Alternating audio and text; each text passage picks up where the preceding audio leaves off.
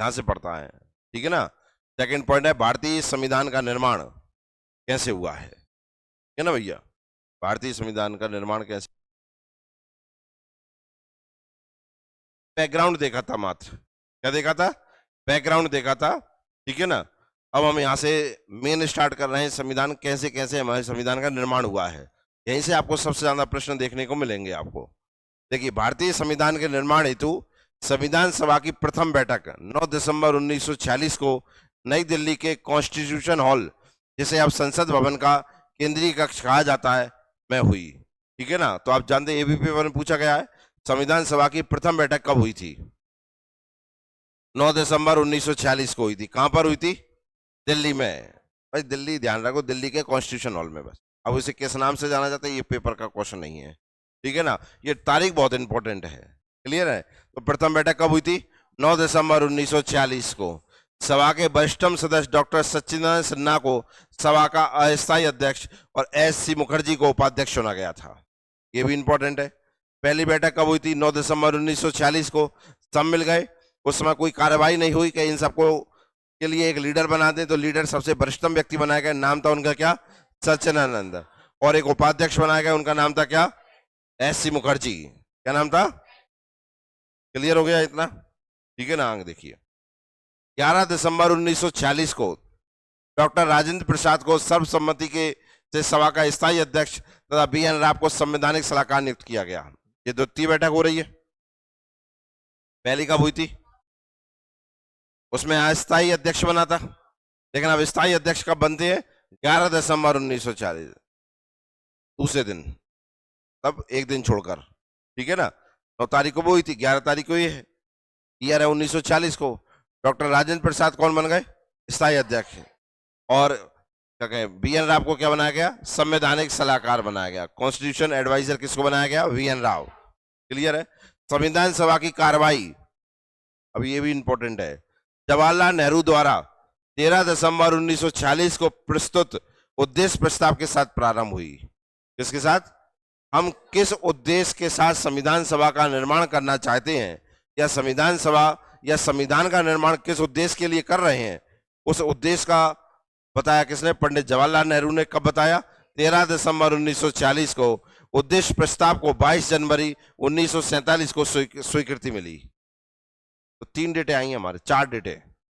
पहली डेट आई पहली बैठक की, पहली बैठक कब हुई, द्वितीय बैठक आई 11 दिसंबर 1946। इसमें उद्देश्य प्रस्ताव प्रस्तुत किया गया कब, 13 दिसंबर।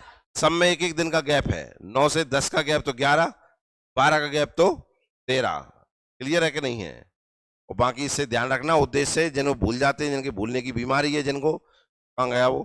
संविधान से कार्यवाही जवाहरलाल नेहरू द्वारा 13 दिसंबर प्रस्तुत उद्देश्य, इस ऊ से 3 याद रखना, ठीक है ना, याद तारीख याद बनी रहे। स्वीकृति कब मिली इसे संविधान सभा की,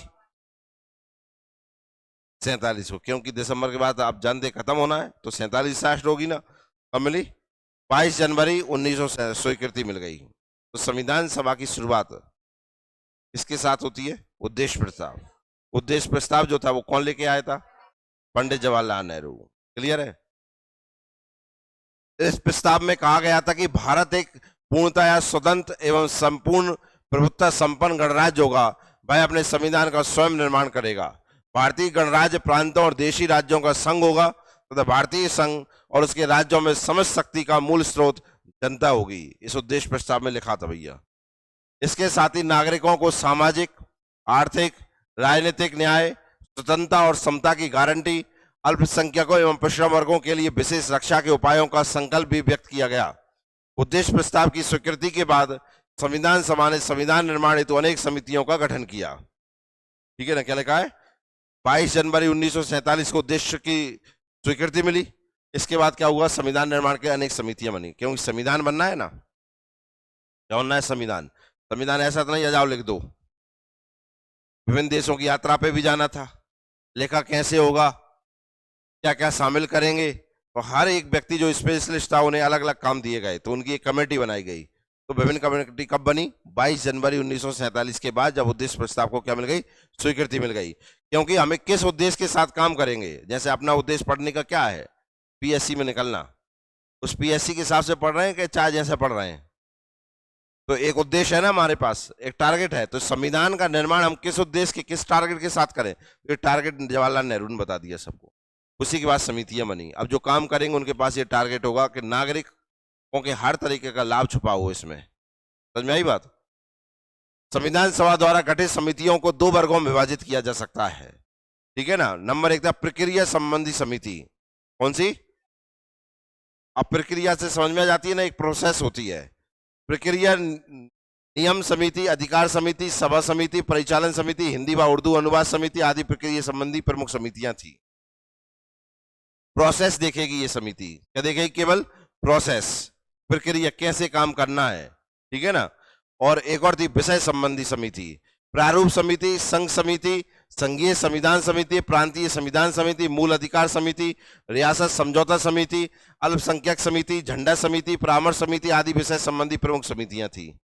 ये विषय देखो, ये क्या था, इधर देखो, अधिकार, सभा, परिचालन, हिंदी व उर्दू अनुवाद समिति, ये प्रक्रिया कैसे प्रोसेस चलेगी, इस प्रोसेस कौन कौन से विषय पे चलेगी, तो विषय संबंधी समिति हो गई।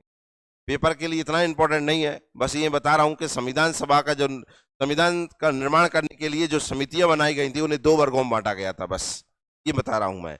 एक था प्रक्रिया और एक थी विषय, ठीक है ना। प्रक्रिया संबंधी समितियां संविधान निर्माण की प्रक्रिया के प्रश्नों को हल करने के लिए गठित की गई थी। या आपको जो डाउट आएंगे वो हमसे पूछना, करने में, आपको काम करने में जो डाउट आए वो हमसे पूछना, क्योंकि हम कौन सी है, प्रक्रिया संबंधी। जबकि विषय संबंधी समितियां संविधान निर्माण करने वाली समितियां थी, ये डाउट क्लियर करने वाली थी, ये निर्माण करने वाली थी।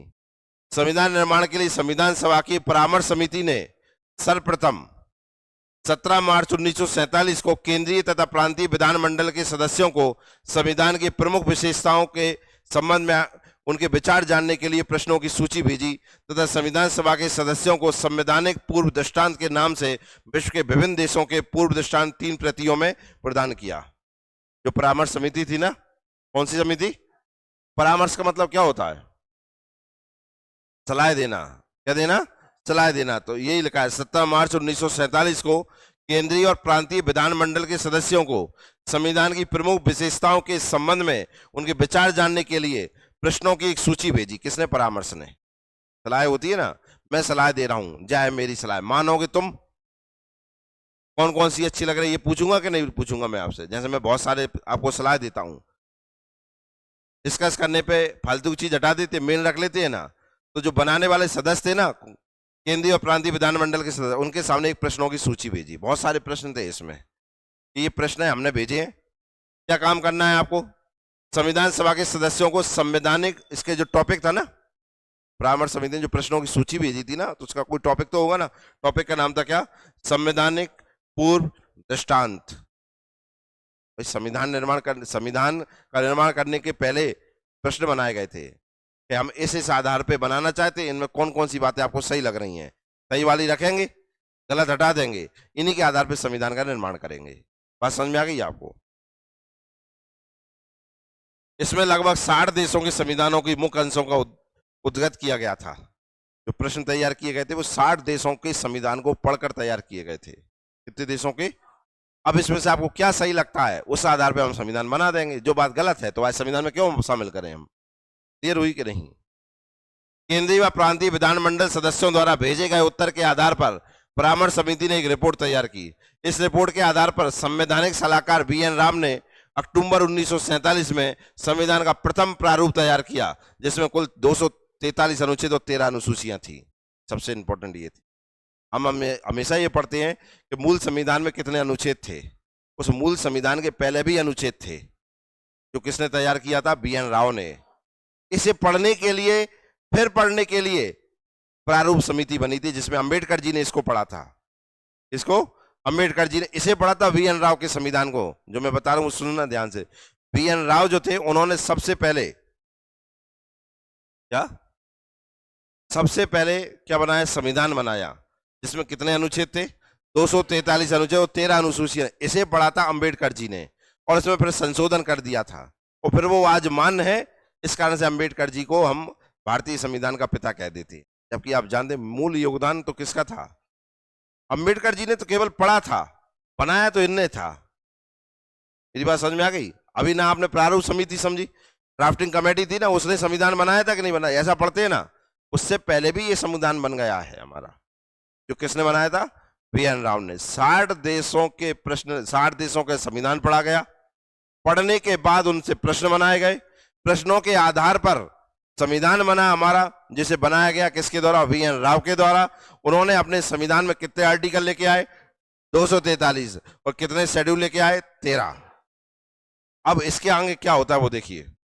वी.एन. राव द्वारा तैयार संविधान के मूल पाठ पर विचार करने के लिए डॉक्टर भीमराव अंबेडकर की अध्यक्षता में एक 7 सदस्यीय प्रारूप समिति का गठन संविधान सभा ने 29 अगस्त 1947 को किया। वी.एन. राव का जो संविधान था उसका पाठ करने के लिए, उसे पढ़ने के लिए डॉक्टर भीमराव अंबेडकर की अध्यक्षता में एक 7 सदस्यों की कमेटी बनाई गई, ठीक है ना?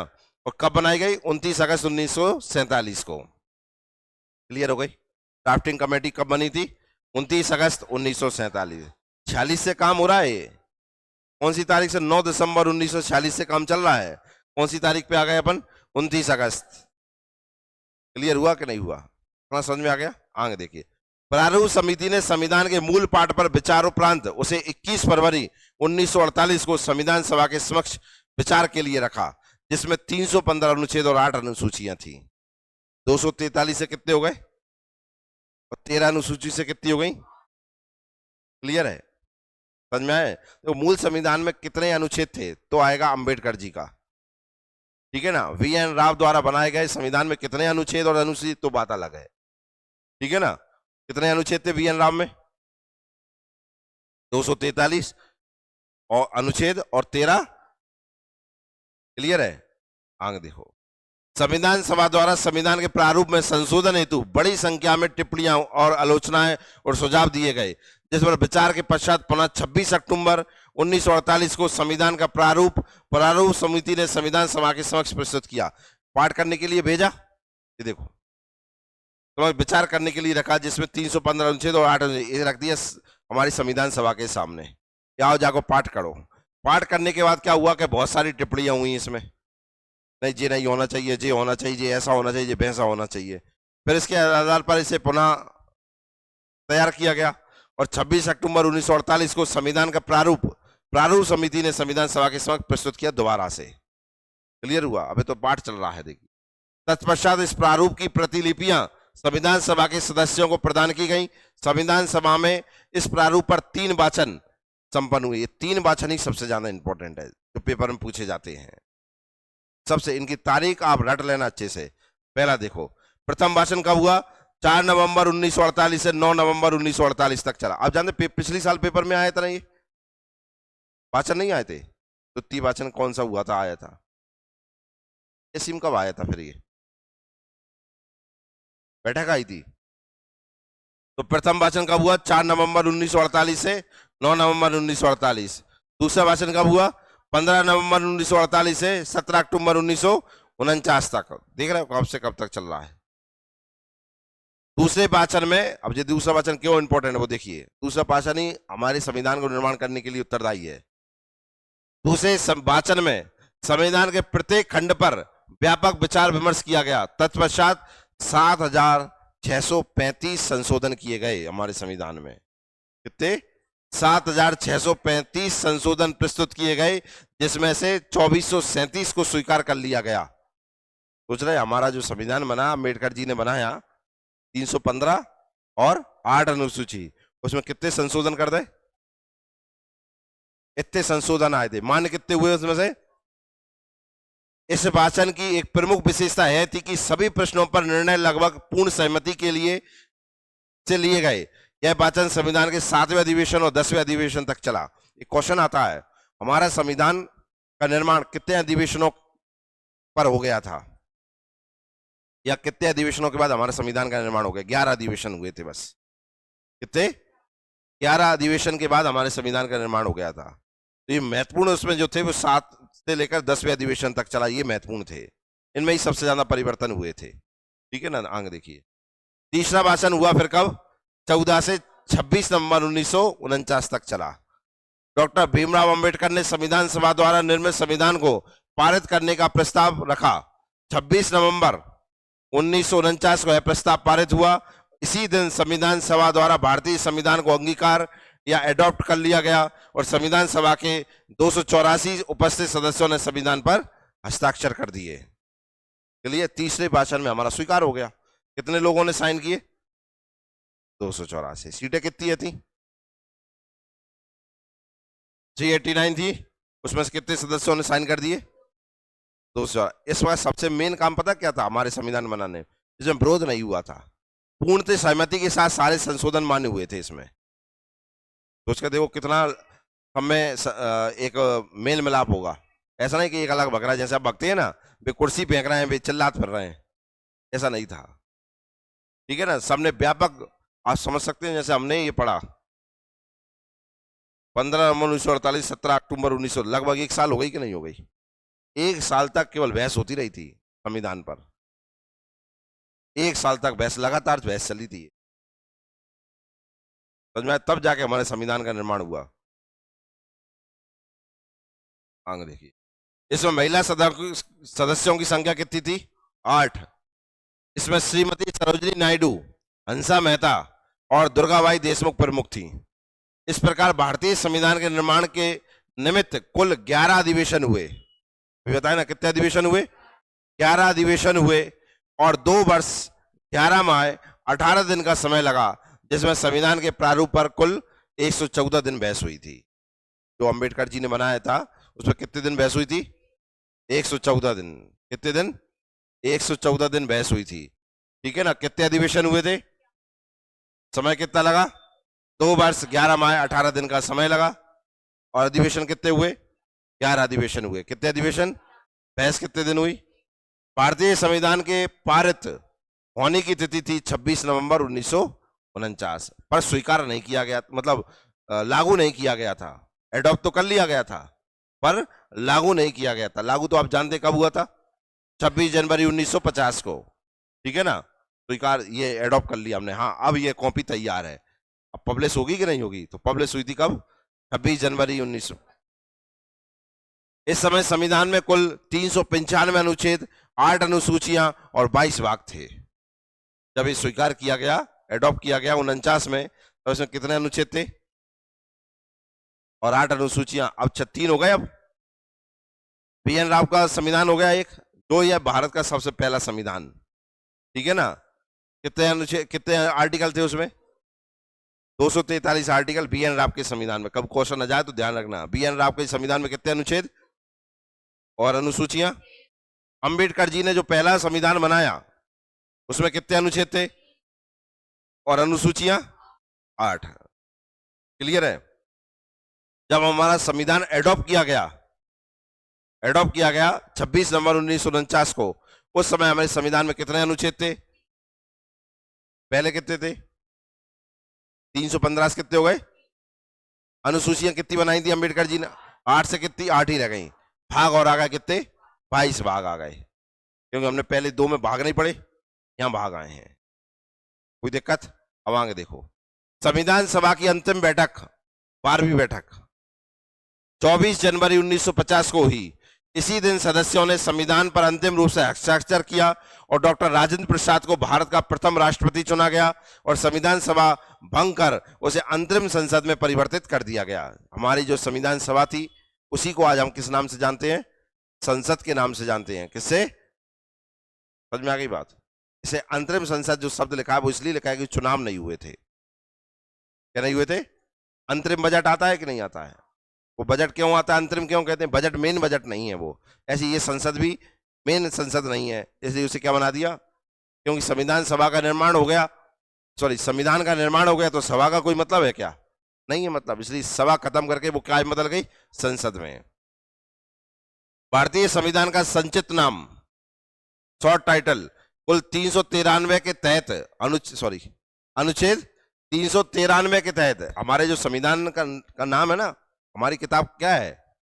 भारतीय संविधान। इसका नाम किस अनुच्छेद के तहत है? आर्टिकल 393 के तहत दिया गया। इसके अनुसार इस संविधान का संचित नाम भारत का संविधान, द कॉन्स्टिट्यूशन ऑफ इंडिया है। अनुच्छेद 394 इस संविधान को लागू होने के बारे में है। 393 नाम देता है, 94 से लागू करता है। क्लियर है?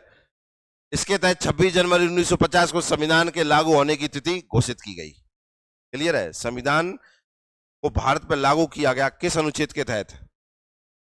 और हमारे भारत की किताब जिसका नाम है द कॉन्स्टिट्यूशन ऑफ इंडिया, इसका नाम किस अनुच्छेद के तहत पर रखा गया? क्लियर हो गया भैया?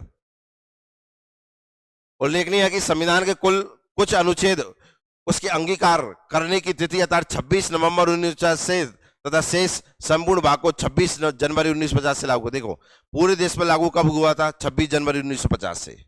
बन कब गया था? 26 नवंबर 1949 को।